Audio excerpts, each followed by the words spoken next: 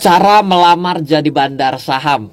Welcome back at RF Channel YouTube, masih bersama dengan Ryan Filbert. Waduh, ini kita terpaksa membuat satu video edukasi yang menurut saya agak kontroversi, tapi saya kira di tengah maraknya investor-investor baru di pasar modal Indonesia mengalami pertumbuhan 56% di Bursa Efek Indonesia di tahun 2020, ini adalah suatu apresiasi, hal yang patut kita banggakan karena pertumbuhan inilah pertumbuhan terbesar sepanjang sejarah daripada Bursa Efek Indonesia kita berdiri. Tapi kita perlu mencermati bahwa banyak kata-kata negatif yang muncul belakangan ini, mulai dari ologi-ologi lain yang pernah muncul ya. Dulu kita bicara mengenai bandarmologi, dan bandarmologi salah satunya dipopulerkan oleh saya. Karena saya menuliskan buku dengan judul Bandarmologi dengan partner saya, dan saya belajar langsung dari yang mempopulerkan lebih awal mengenai bandarmologi sekitar tahun 2005. Namanya adalah Bapak Hismat Wanal, beliau adalah guru saya dan hari ini adalah salah satu partner saya. Saya belajar sangat banyak dari beliau dan saya menulis buku Bandarmologi dan membuat Bandarmologi Indikator bersama dengan rekan saya yaitu Pak Juanda, dan saya tuliskan secara lengkap. Kalau Anda mau mendeteksi secara bandarmologi itu, Anda bisa pelajari di buku Bandarmologi. Anda bisa pergi ke Gramedia dan Anda juga bisa mengakses bandarmologi.id. So, pada video kali ini saya akan coba mengambil suatu perspektif yang sangat kontroversi, adalah sebenarnya siapapun bisa melamar jadi bandar saham. Agar Anda juga tahu, di tengah sebegitu maraknya kata-kata investasi saham dan gerakan nabung saham, tapi ada beberapa orang yang memilih untuk menjadi bandar saham. Dan kalau Anda tidak tahu cara berpikir mereka, maka Anda tidak akan pernah bisa berhasil. Sama, ketika kita mengetahui cara berpikir seorang bandit, maka Anda bisa menangkap bandit. Oleh karena itulah kenapa FBI merekrut orang-orang yang pernah menjadi bandit. Kenapa? Karena cara untuk bisa menangkap bandit adalah harus berpikir sebagai bandit. Kalau Anda tidak pernah berpikir dengan cara yang berbeda dibandingkan cara Anda berpikir saat ini, ya Anda akan tenggelam dalam cara pemikiran Anda sendiri. Dan saya selalu berusaha untuk berpikir bagaimana cara berpikir orang lain. Jadi ini menjadi suatu pesan yang sangat penting. So, bagaimana cara melamar menjadi seorang bandar saham? Kita akan mulai sekarang juga. Setiap saham berpotensi dibandarin. Setiap saham berpotensi dibandarin. Logikanya bagaimana, Ryan? Kok bisa setiap saham berpotensi dibandarin? Oke, kita akan mulai. Tapi ingat, di paling bawah tolong dibaca dengan baik. Materi ini totally disclaimer. Oke, yang pertama. Yang kedua, ini adalah educational purposes only. Bukan sebuah ajakan Anda juga ikut menjadi seorang bandar tanda kutip. Semua kesamaan nama, tempat, dan lain sebagainya anggap saja sebagai cerita dongeng. Anggap saya lagi ngedongengin Anda. Setuju ya? Deal. Oke, kita mulai. Mari mengenal akan beberapa hal. Clue, setiap saham, tanda kutip, punya modal beda untuk Anda menjadi bandar. Atau setiap saham punya modal berbeda untuk Anda melamar menjadi bandar. Kenapa? Karena lamaran itu sebenarnya secara tidak langsung selalu terbuka. Anda mau ambil opportunity-nya, atau Anda tidak mau ambil, melakukan transaksi sebagaimana mestinya, itu terbuka untuk Anda juga. Oke, jadi yang namanya melamar bandar itu bukannya tiba-tiba ada lamaran di yang namanya surat kabar gitu ya. Lamaran dibuka menjadi bandar saham. Itu tidak secara melak-melak akan muncul kayak gitu ya. Kita harus jelas dulu. Oke, sebelum kita bicara mengenai syarat bagaimana untuk melamar, maka kita harus mengerti dulu dasarnya apa yang kita bisa baca. Dan kita tahu bahwa kita ini memiliki spesifikasi tersebut lah. Ibaratnya kan kalau Anda mau ngelamar kan Anda harus punya CV yang cocok dong. Dibutuhkan full stack developer untuk membuat front end dan back end. Datangnya sarjana seni rupa, mungkin front end bisa. Tapi apakah back end bisa? Tebengek-bengek. Kenapa? Karena kalau front end kan ada hubungan dengan UI dan UX. Ini bahasa-bahasa orang yang hari ini ada di dunia coding kan begitu. Berarti Anda harus tahu spek Anda cocok apa enggak. Oke.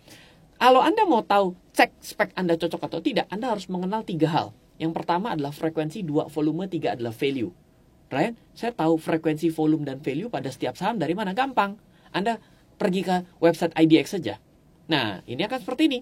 Jadi yang pertama, contoh ya, kode saham AALI, ABBA, ABDA, ABMM. Ryan kenapa kasih namanya AALI, ABBA, ABDA, sama ABMM? Ada masalah sama Pak Erick Thohir? Bukan.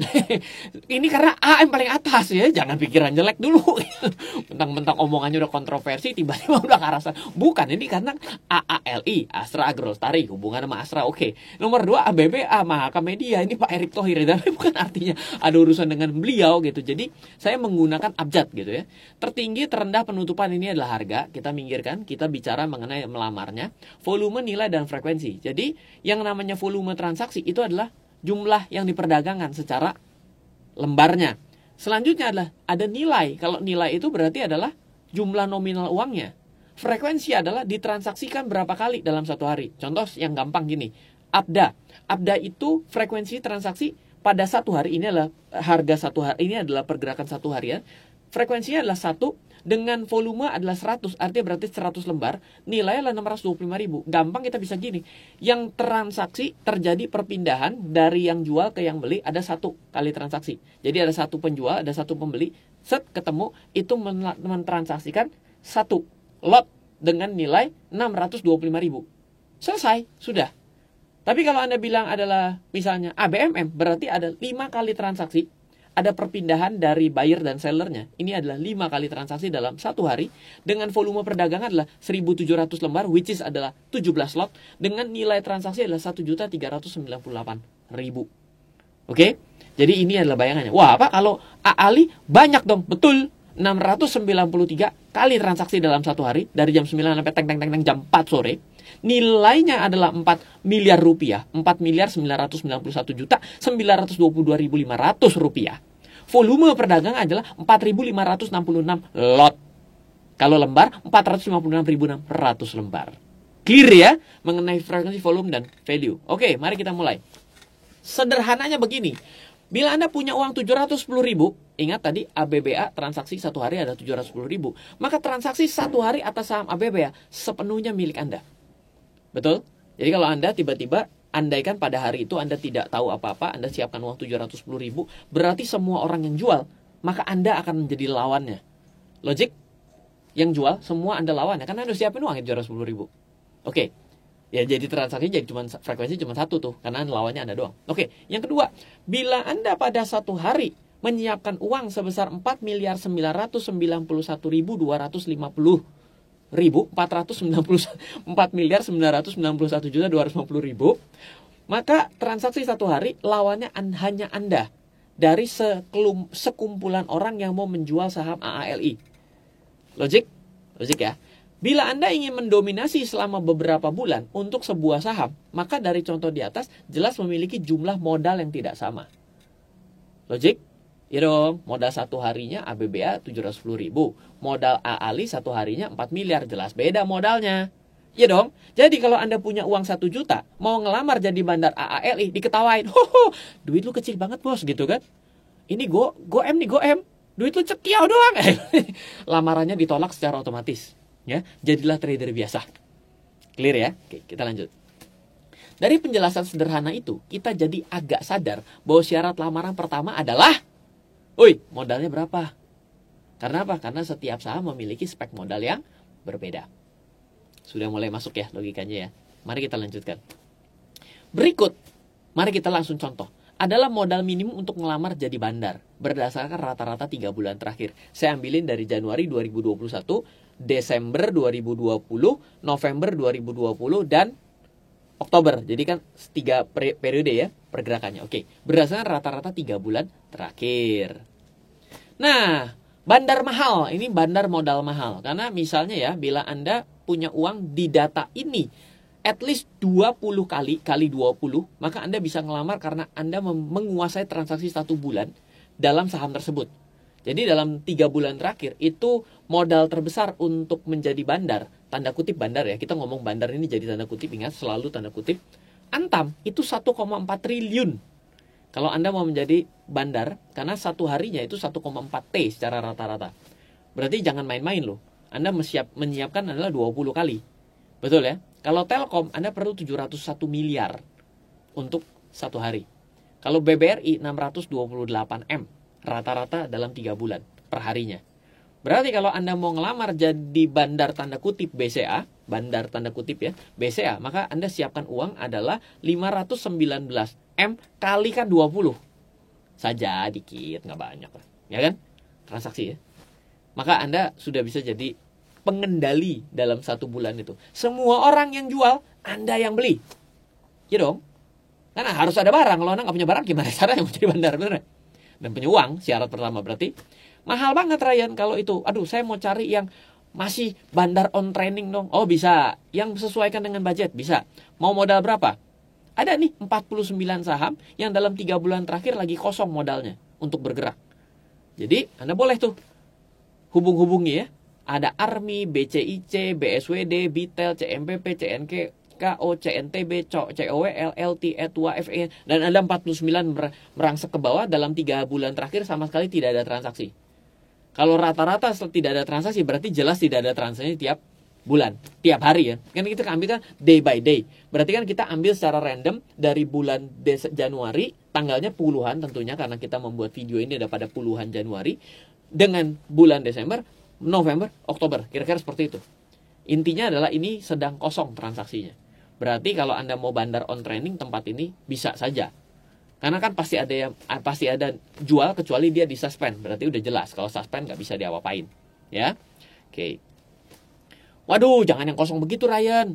Kalau yang kosong begitu jangan-jangan satu suspend. Lagi ada masalah, PKPU bla bla bla bla bla bla bla bla. Oke, saya nggak mau deh.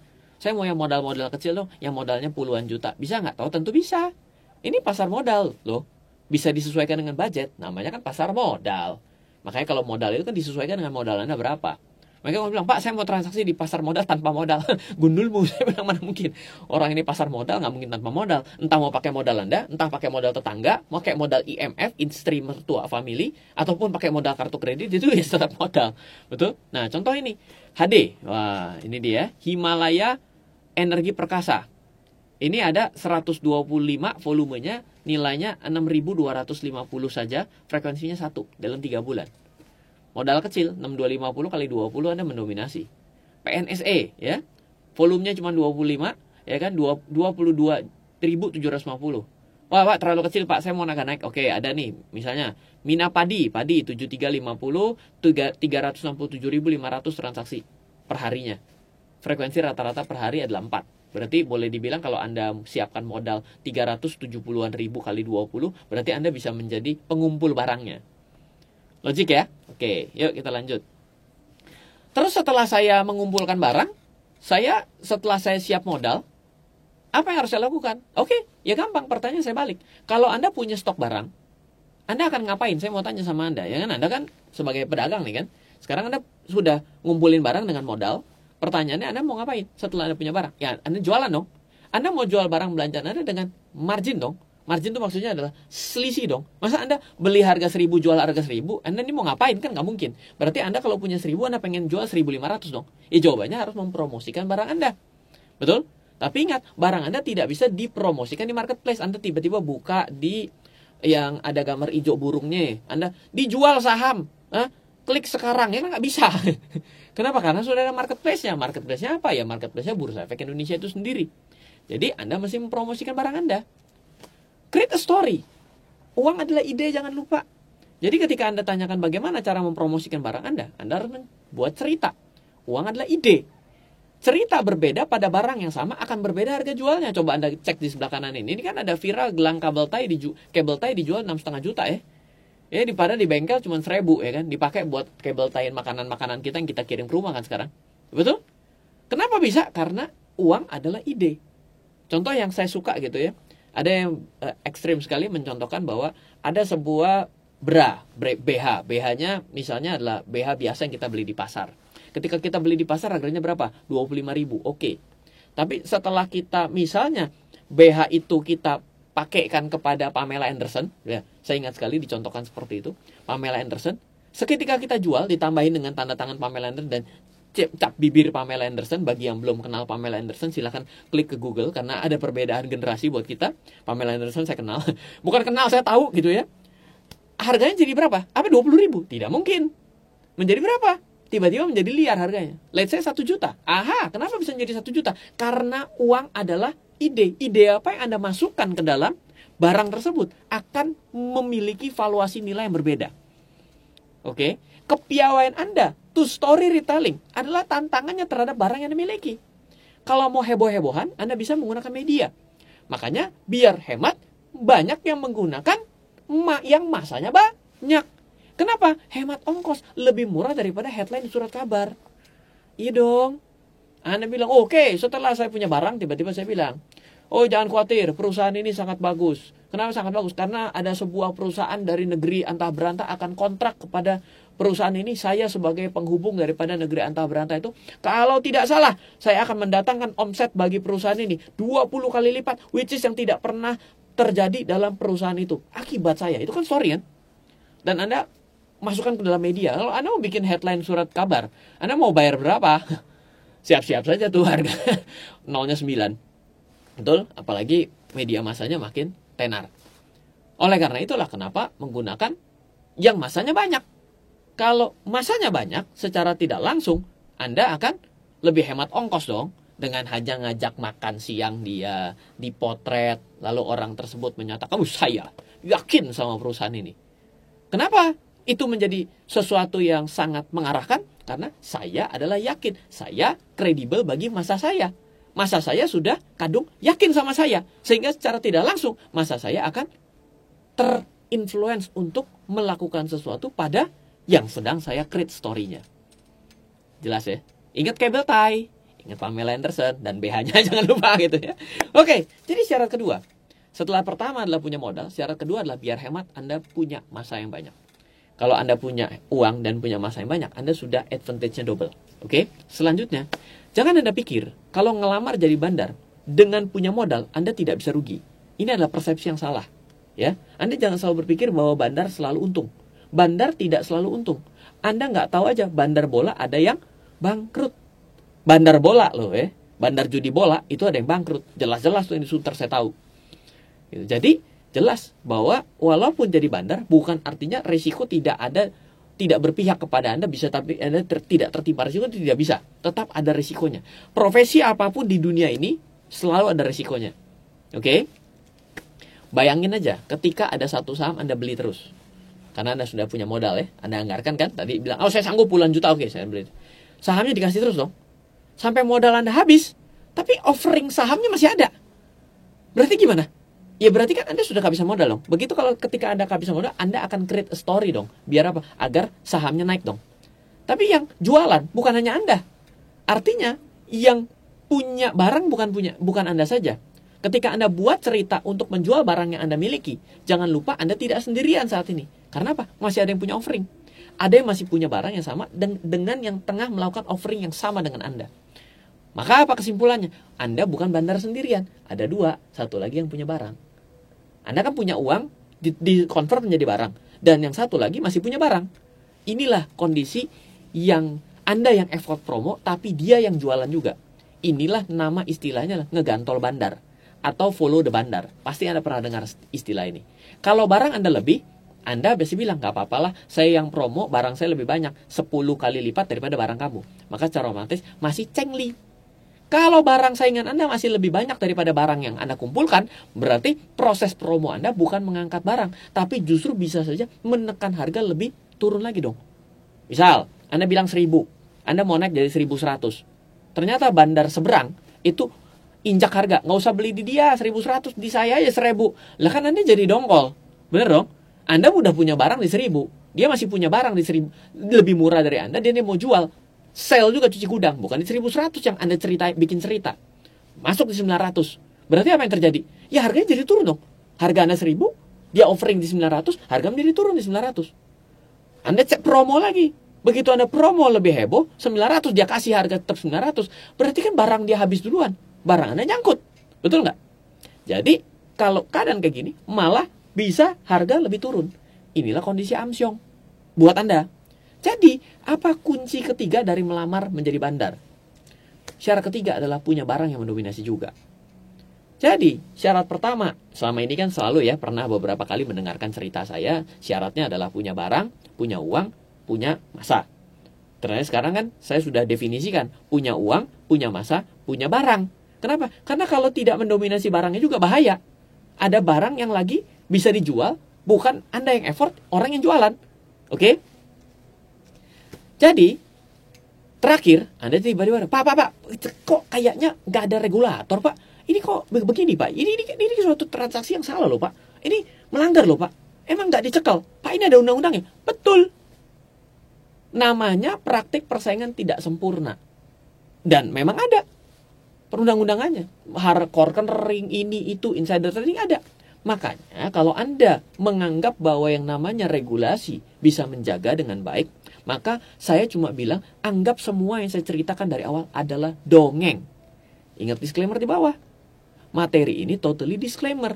Educational purposes only. Bukan sebuah ajakan. Semua kesamaan nama, tempat, dan lain sebagainya anggap sebagai cerita dongeng. Kedua, saya mau cerita. Tidak ada pasar persaingan sempurna. At least gak sempurna-sempurna banget lah. Gak ada pasar persaingan sempurna itu. Saya sudah belajar. Saya juga belajar ekonomi mikro. Saya juga belajar di S2 saya. Saya juga belajar ngambil sertifikasi. Saya juga belajar course. Banyak sekali yang saya pelajari tahun 2020. Banyak course yang saya tidak bisa selesaikan akibat saya sibuk. Begitu aktivitinya turun, saya bisa ada di rumah, saya selesaikan course saya semua. Jadi memang betul. Kalau Anda bilang sesuatu yang sangat sempurna, berarti kan ada regulasi, tidak adanya pelanggaran, itu kan sempurna. Tapi saya mau bilang, tidak ada pasar persaingan sempurna. At least tidak sempurna-sempurna banget lah yang terjadi. Oke? Jadi ya, ini kembali lagi. Semua yang saya ceritakan di awal sampai dengan detik ini, namanya adalah educational purposes only. Ya? Bila Anda meyakini cerita ini, Anda juga yakin dalam dongeng, ada misalnya ya, Anda yakin bahwa cerita ini ternyata benar bisa terjadi. Anda juga yakin dalam dongeng itu ada namanya Robin Hood. Tapi ada juga Thanos. Ada juga Kapten Jafar. Ya kan? Robin Hood itu secara tidak langsung nyolong tapi kasih ke orang yang membutuhkan. Yang namanya Thanos, dia punya pemikiran bahwa dunia baik seperti yang dia pikirkan. Ada Kapten Jafar yang memang definisinya ngerampok untuk kepentingan dirinya sendiri, betul? Yang mana? Gak tahu saya. Tidak semuanya selalu buruk kalau Anda melihat dari hal yang positif. Betul? Apakah yang dipikirkan Thanos dalam ceritanya salah? Enggak juga. Dia bilang, kalau ini hilang separuh, oke nih. Sehingga dunia menjadi lebih baik karena dunia sudah terlalu padat. Salah? Nggak tahu saya. Robin Hood, ya terserah Anda mau bilang seperti apa. Ya, tidak semua selalu buruk. Toh idola saya juga Paman Gober. Ada yang bilang Paman Gober pelit. Nanti dulu. Paman Gober bukan pelit. Dia cermat aja. Kadang kelewat cermat itu bahaya gitu ya. Mulai hari ini mari mengira-ngira. PR-nya ya. Mulai hari ini mari mengira-ngira yang potensial menjadi bandar. Yang Anda maksud itu yang mana? Bukan saya yang menjustifikasi. Jelas, menurut saya ada 3 kriteria tersebut. Tidak selalu yang namanya bandar tanda kutip adalah buruk. Ya contoh sederhana, saya bilang, mana mungkin menjadi buruk. Misal, saya punya uang yang sangat banyak. Siapa yang punya uang sangat banyak? Fund manager, manajer investasi. Manajer investasi membeli saham. Apa iya dia akan menghancurkan barangnya? Tidak loh, dia bisa dikeroyok orang rame-rame karena investor ada banyak sekali di belakang dia. Berarti dia juga punya harapan harganya naik, betul nggak? Dan tidak turun-turun. Kalau turun kan dia juga jadi masalah dengan investor dia, betul? Apakah itu juga menjadi suatu hal yang buruk? Tidak. Tapi teridentifikasi punya uang yang banyak. Karena uangnya dikumpulin dari tempat di manage fund namanya juga. Ya, itu kira-kira yang sederhananya kita bisa katakan seperti itu.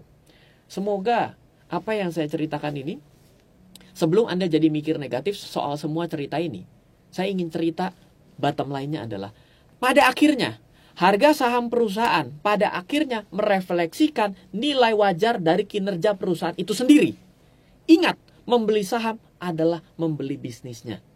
Ingat bottom line-nya ini. Terkait dengan prakteknya apapun, ingat 2 step. Harga saham perusahaan pada akhirnya merefleksikan nilai wajar dari kinerja perusahaan itu sendiri. Dan yang kedua, ingat, membeli saham adalah membeli bisnisnya. Saya tidak bisa berpesan apa-apa lagi. Anyway, semoga apa yang saya ceritakan pada kali ini, dongeng saya, bisa Anda terima dengan baik. Kalau belum Anda bisa terima dengan baik, please di play dari awal. Ulang 10 kali, biar Anda nonton 10 kali iklannya. Gitu. Dan yang kedua, please Anda share kepada orang lain. Agar ketika ada orang yang berpikir bahwa hidup ini begitu gampangnya, tidak juga. Di balik sesuatu yang terlihat gampang, ada suatu keruwetan yang bisa terjadi dan mungkin mengancam Anda atas investasi Anda dan portofolio Anda. Please consider untuk ini bukan sebuah dongeng. Kalau Anda anggap ini dongeng dan semuanya berjalan secara sempurna, please Anda delete saja ini dari playlist Anda. Dari saya Ryan Filbert, salam investasi untuk Indonesia. Terima kasih Anda telah menyaksikan RF Channel, sumber informasi dan inspirasi kecerdasan finansial, bisnis, dan strategi investasi oleh Ryan Filbert dan tim. Untuk mengundang Ryan Filbert mengikuti seminar, kelas, dan pelatihan yang diadakan RF Team maupun melakukan pemesanan buku-buku bestseller Ryan Filbert, silakan hubungi 089 5070 80789. 089 5070 80789 atau ke info@trenamento.co.id. info@trenamento.co.id.